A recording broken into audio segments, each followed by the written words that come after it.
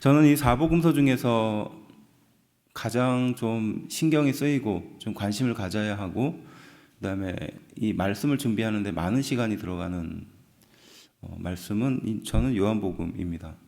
그렇지만 또 요한복음이 말하고 있는 그 내용들이 다른 복음서들에 비해서는 좀 풍성하게 그것들을 표현하는 경우들이 왕왕 있어요. 그래서 어떤 부분은 또 요한복음이 은혜가 된다라고 말하는 분들도 있어요. 설교자로서 요한복음은요, 굉장히 많은 생각할 거리들, 또 설교를 통해서 나누어야 할 것들이 담겨져 있는 말씀입니다.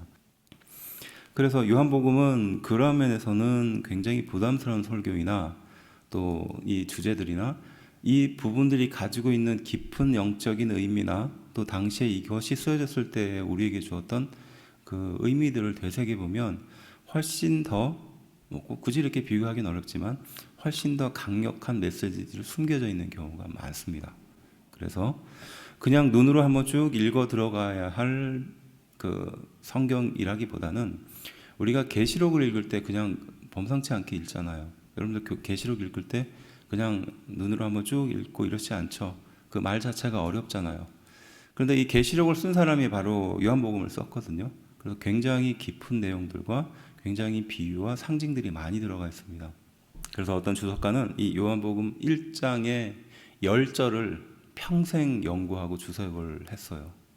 그 첫 번째 구절을 보시면 태초에 말씀이 계시니라, 이 말씀이 하나님과 함께 계셨으니 이 말씀은 곧 하나님이시라 라고 말합니다. 자, 이 요한복음 1장 1절은 어디서 많이 들었던 그 구절과 일치하죠. 창세기 1장 1절이에요.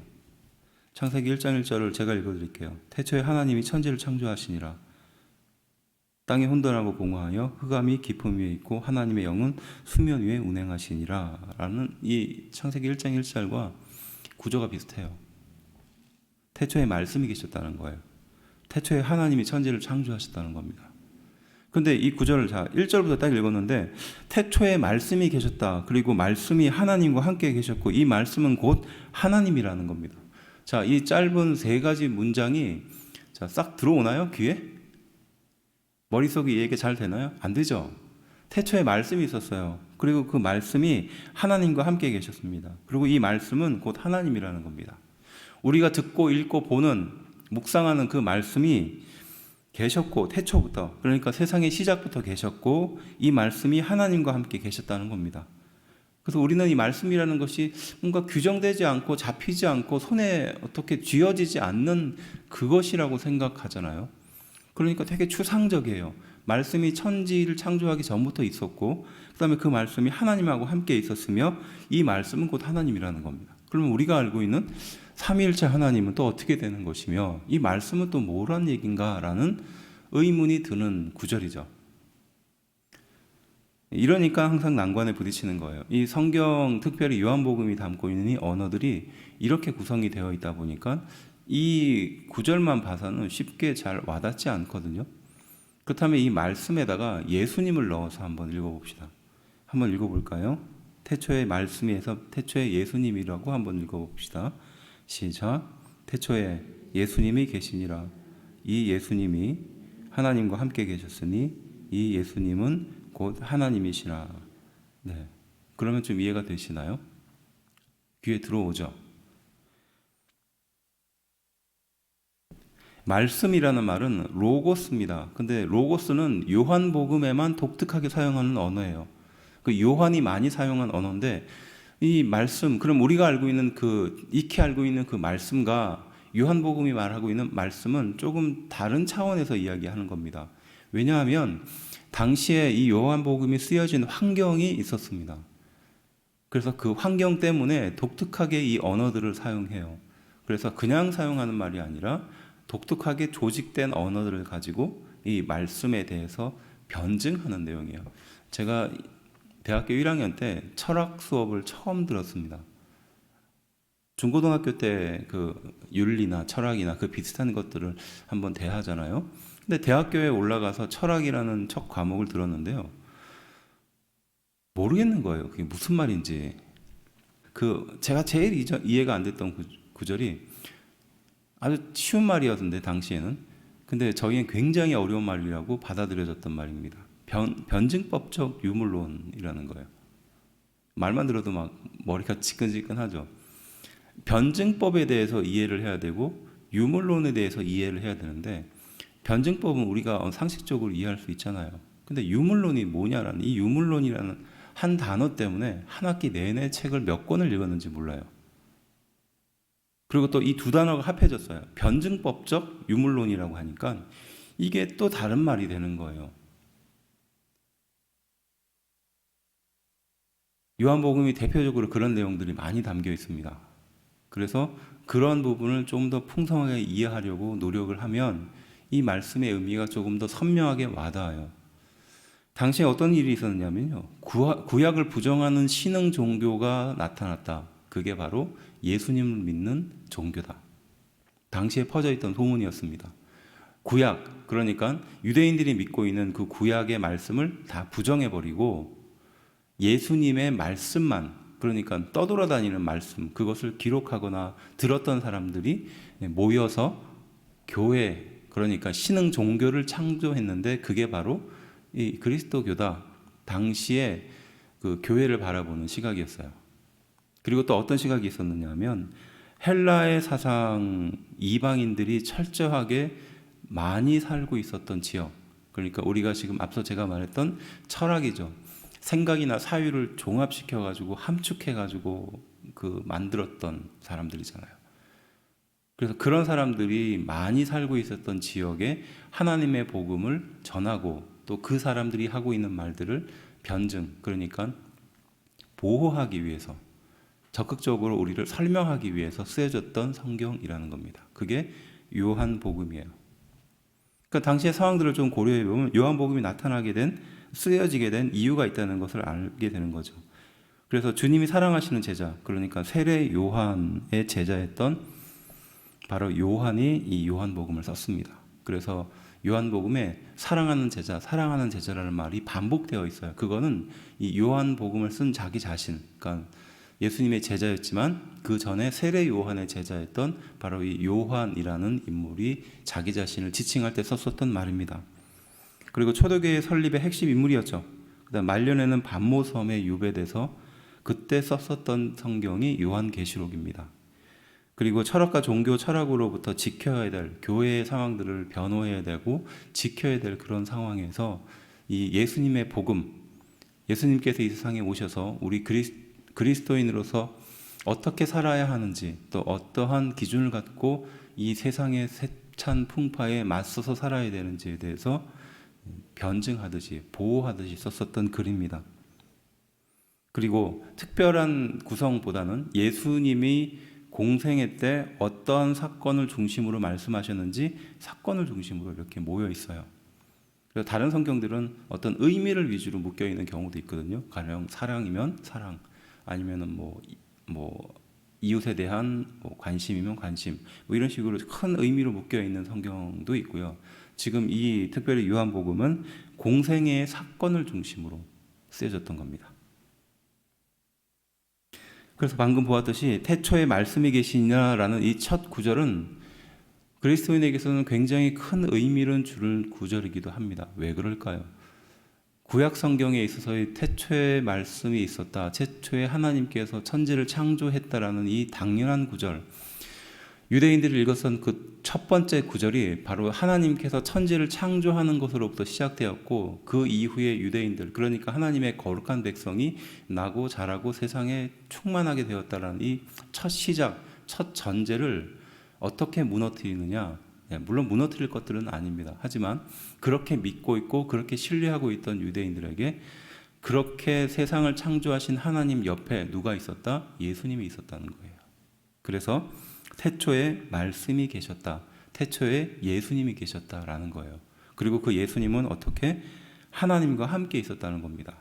그리고 이 예수님은 곧 누구다? 하나님이라는 거예요. 자, 이것이 그때 당시에 소위 말해서 교회를 신흥 종교로 취급하고 또 헬라 사상에 충분히 젖어 있는, 우리가 소위 말하는 철학이나 기타 여러 가지 것들에 충분히 젖어 있었던 당시 사람들의 언어에 어떻게 들리겠느냐고요. 로고스라는 이 말 한 가지를 가지고 굉장히 많은 연구들이 일어나고 있어요. 그 말, 로고스라는 말은 철학에서 사용하는 말입니다.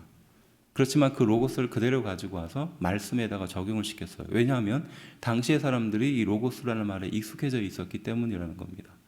비유하면 어떻게 될까요? 지금 우리에 있어서의 가장 중요한 핵심의 언어는 어디로부터 비롯됐을까요? 지금 우리가 말하고 생각하고 영향을 받는 대부분의 언어는 어디에 영향을 두고 있을까요? 경제거든요. 돈에 관련된 문제입니다.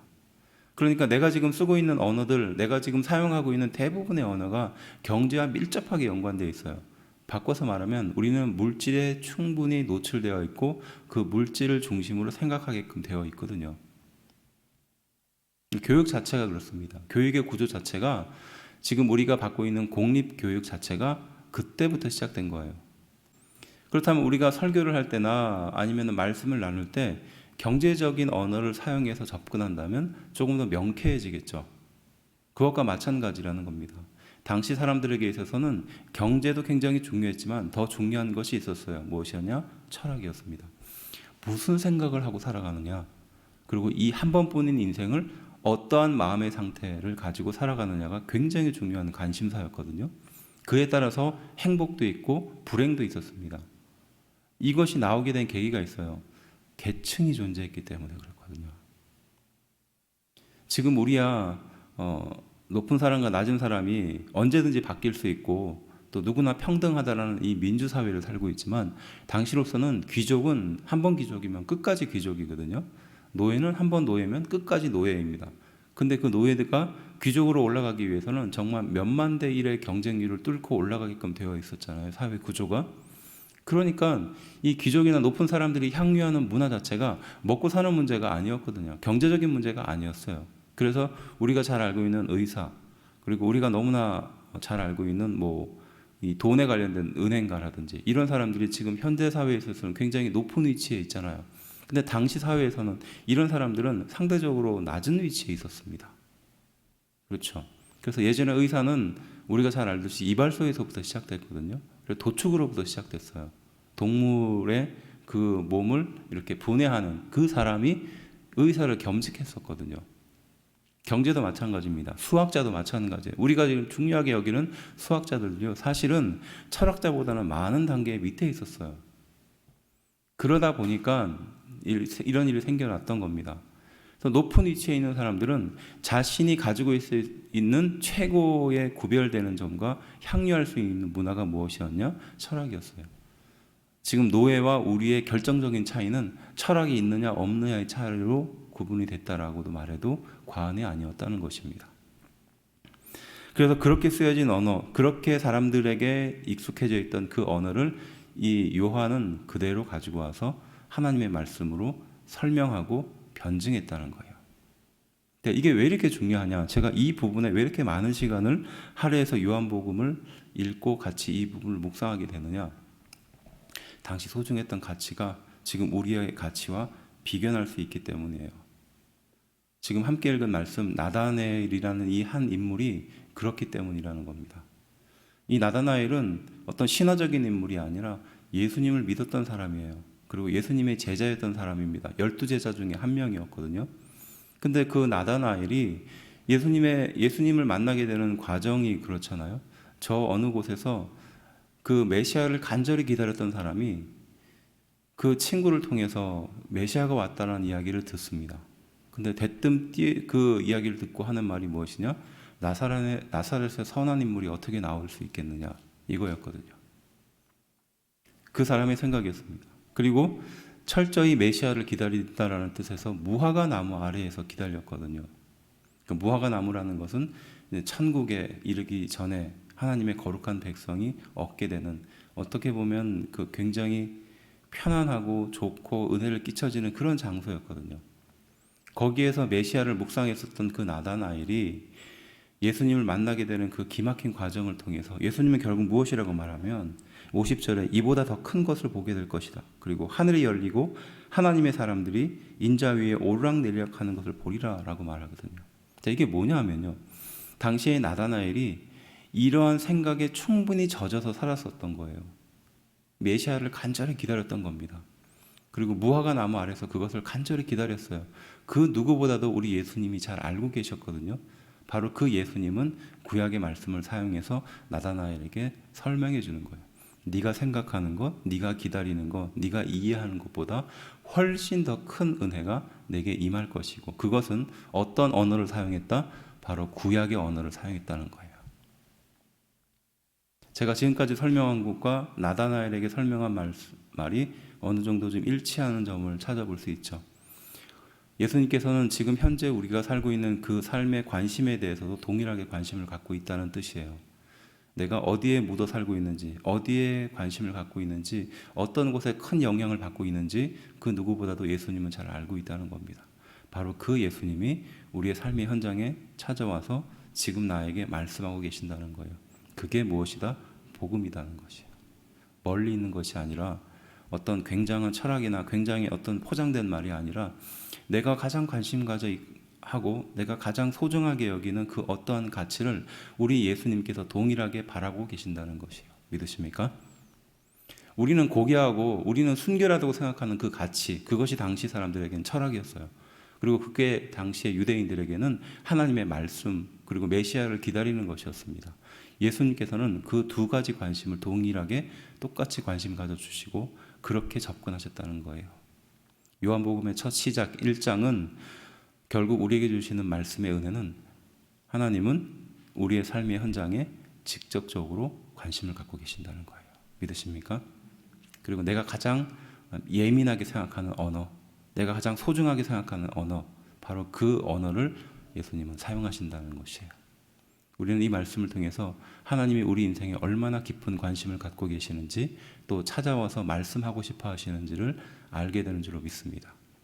요한복음 1장을 열며 또 함께 묵상하는 이 구절구절을 통해서 이런 하나님의 마음과 은혜를 깨닫게 되는 우리가 되기를 주의 이름으로 축원합니다. 우리 하나님은 우리에게 찾아와 말씀하기를 원하십니다. 기도하겠습니다.